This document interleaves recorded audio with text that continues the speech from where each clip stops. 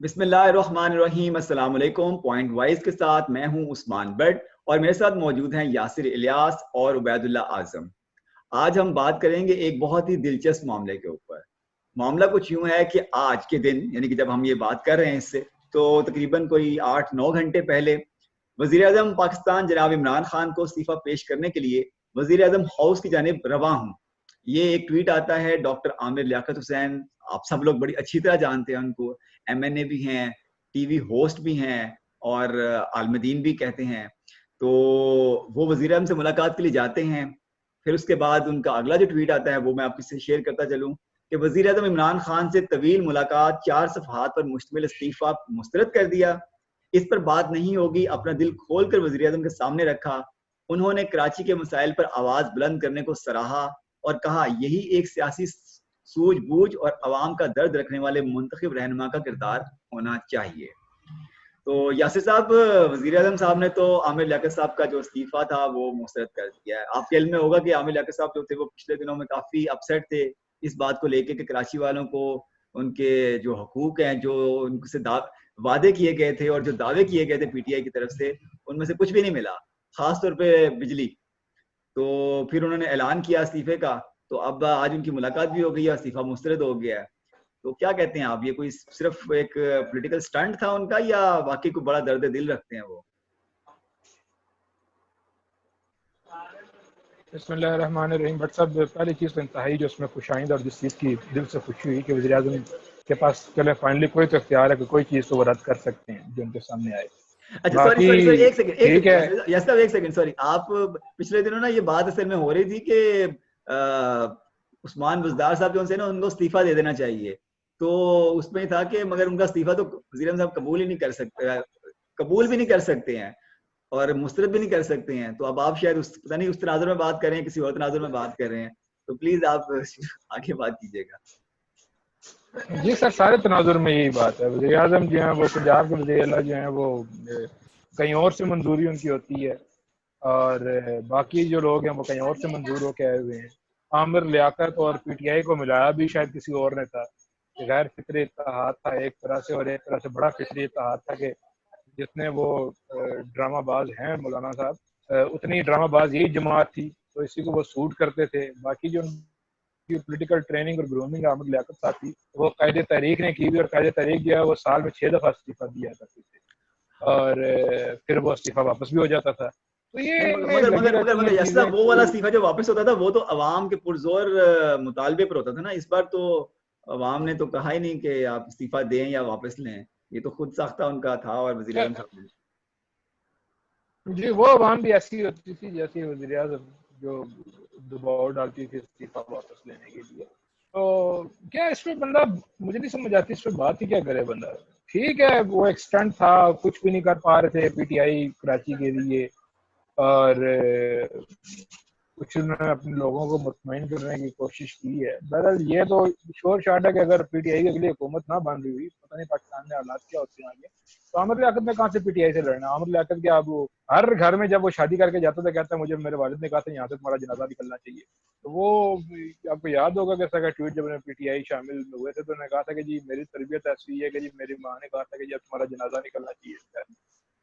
तो बहरहाल देखें वो जनाजा उनका निकलता है या पीटीआई निकलती है या लोगों का जनाजा निकलता है, कराची के अवाम का जनाजा निकलता है। अब सारे ड्रामे एक जैसे जोकर इकट्ठे हुए हुए हैं कराची से। तो खास तौर पर देखें पीटीआई का जो अपना फेस है, पीटीआई की जमात में, बाकी तो आपको पता है भानमती का कुंभा है, कोई कहीं से पकड़ा गया, कोई कहीं से पकड़ा गया, कोई कहीं से डरा के बुलाया गया, कोई कहीं से डरा के बुलाया गया और उनको इकट्ठा बिठा दिया कि भाई आप एक पार्टी है, एक जमात है। लेकिन जो पीटीआई का अपना फेस है वो 6 लोग हैं बुनियादी तौर पर। 3 केपी के से और 3 कराची से, जो जिनका कोई उस तरह का पॉलिटिकल बैकग्राउंड नहीं है, वो खास तौर पर पीटीआई की पॉलिटिकल प्रोडक्ट है। तो 6 के 6 अपने कप्तान समेत माशाल्लाह बहुत बड़े शगुफे हैं। उनमें आप केपी के से मुराद सईद, केपी के से शरियार आफरीदी, केपी के से वो कलमा गो और मुजाहिद अव्वल और पता नहीं किस किस्म को अली मोहम्मद खान। ये 3 केपी के से आपका फेस है पीटीआई का।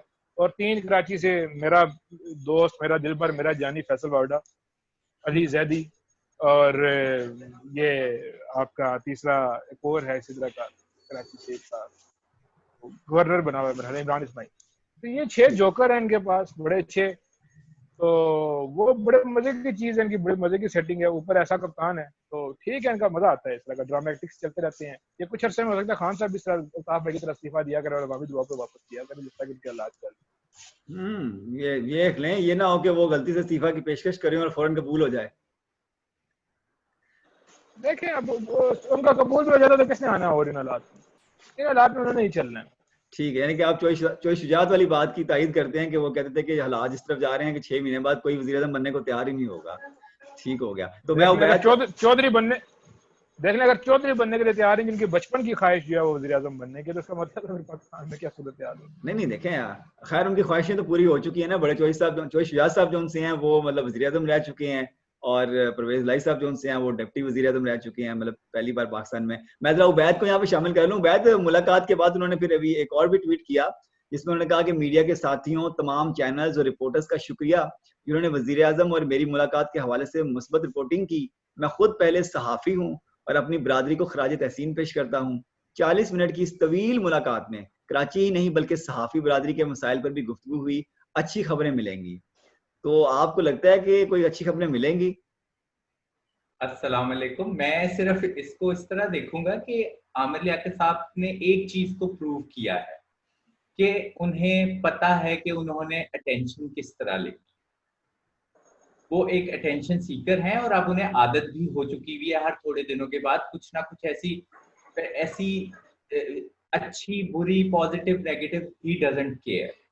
उन्हें अटेंशन चाहिए, उन्हें थोड़ी सी फुटेज चाहिए, जो वो बड़ी माहिराना तरीके से ले लेते हैं। लेकिन अब सोचने की बात, जो अभी आप लोगों की बातों के दौरान मैं ये सोच रहा था कि इमरान खान साहब ने, जो हमारे वजीर आजम हैं, हम सब ने उन्हें वोट दिया है, हमारे हेड ऑफ स्टेट हैं, उन्होंने हमारे 40 मिनट्स, जिसमें वो बहुत सी चीजों पे सोच समझ सकते थे, उन्होंने वो 40 मिनट्स आमिर लियाकत साहब के साथ गुजारे हैं। अपने ऑफिस टाइम का 1 घंटा उन्होंने आमिर लियाकत साहब के लिए जाया किया। 1 घंटे में प्राइम मिनिस्टर साहब बहुत कुछ कर सकते हैं, वो हेड ऑफ स्टेट हैं। और मुझे ये समझ नहीं आ रही कि आमिर लियाकत साहब, तो वो तो ये करेंगे, वो तो अब फिर साइलेंट हो जाएंगे। अभी 5-10 दिन उनके बारे में डिस्कशंस होंगी, 1 महीने के लिए वो साइलेंट होंगे, फिर उनको वो एक जिसे कहते हैं ना एडिक्शन है टेंशन लेने की, वो कुछ और चीज। अभी ईद आ रही है, ईद पे डेफिनेटली वो कुछ ना कुछ ऐसा करेंगे, रमजान में वो कुछ ऐसा करते हैं कि उनको अटेंशन मिलती रहती है।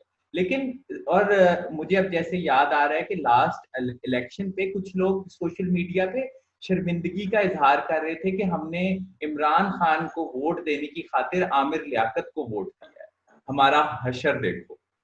और मुझे अभी ये भी है कि अब चूंकि अब वो हमारे रिप्रेजेंटेटिव हैं सिटीजन के, पाकिस्तान के सिटीजन के, हमारे टैक्स पेयर्स के, तो हम जरूर उनसे अपने प्राइम मिनिस्टर से, अपने रिप्रेजेंटेटिव से पूछेंगे कि उन्होंने 1 घंटा आमिर लियाकत साहब के साथ जो गुजारा और इस तरह की बातें की हैं, जिस तरह से कोई इनका माजी में काफी कोई पुराना ट्रैक रिकॉर्ड है, तो क्या ये इसमें क्या सॉलिड बात सामने। सो मेरे लिए ये सवालात एज अ सिटीजन, यासिर भाई तो अपनी सियासत और उसमें चले जाते हैं, अपनी हिस्ट्री बताते हैं, वो सारा कुछ, वो एक माहिराना राय देते हैं। मैं एक पाकिस्तान के बाशिंदे के, एक मिडिल क्लास की नजर से देख रहा हूँ कि हमारा 1 घंटा जाया हुआ है, हमारे पीएम का 1 घंटा जाया हुआ है। आज का ऑफिस टाइम उनका इसी में गुजर गया है कि वो आमिर लियाकत साहब से प्यार मोहब्बत की बातें।